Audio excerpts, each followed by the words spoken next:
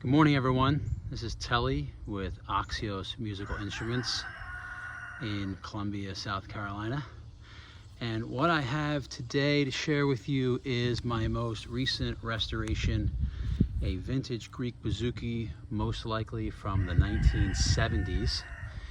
And it came out of the workshop of the famous luthier Zozef Terzivasian. You know, how much he actually did to this himself is up for debate.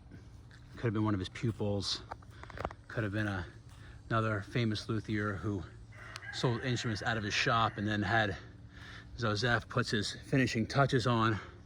But nonetheless, it's a beautiful instrument, and it was a huge restoration for me because when it came to me, the headstock here was completely, this whole headstock was broken off. And it was broken off because the neck itself in here was too thin and the fretboard was too thin. And over time, you know, these instruments in the 70s didn't have truss rods, and some luthiers today still don't. They keep the traditional method of not having the truss rod. So if that's too thin, the fretboard's too thin, the neck's too thin, and that joint weakens here from being under tension for so long, then you basically end up with a broken headstock. So what I did, which made this such a grueling restoration, is I had to remove the entire fretboard here completely, reattach the neck, and then add a thicker ebony fretboard. And the fretboard I used was probably about 9 to 10 millimeters versus this one was on there was probably closer to 5 or 6 millimeters in thickness. But the big part of it is all this inlay you see here is original from the original fretboard. I actually pulled it out of the original fretboard and then re-inlaid into the new ebony, then got some new binding, bound it, then set it to the neck, and actually ended up converting it from a 4-string bouzouki to the more traditional style, which is now the 3-string bouzouki.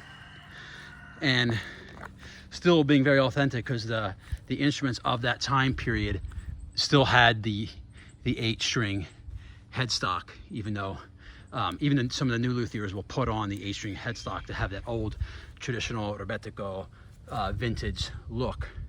But nonetheless, I had to reshape the neck, and then I did the neck with black paint and lacquer. Had to reattach this piece of laminate with the inlay here, which was a big task also. I managed to be able to salvage the original bridge, and the nice thing about having the taller fretboard, the thicker fretboard, it raises the strings off of the soundboard more, so which actually gives us some bigger sounds. So the quality sound to begin with is already excellent. Now by raising the strings off of the sound hole a little bit higher, you actually get a louder instrument. So you can see how kept the original bridge but have that thicker, taller saddle on there. Had to fashion a nut as well there, the white bone nut, and then the whole finishing process did by hand. I did 2 coats of finishing resin, and then 3 to 4, actually I did 4 coats this time of a gel varnish. Anyway, the instrument I think came out really great. It sounds awesome. It does have that particular Zozef sound. So whatever he does to his instruments that leave his shop, he definitely added that little touch to this one as well. Sound samples coming soon, and this will be for sale. So if anyone is interested, please DM me, and perhaps we can work something out. All right, have a great day. Enjoy.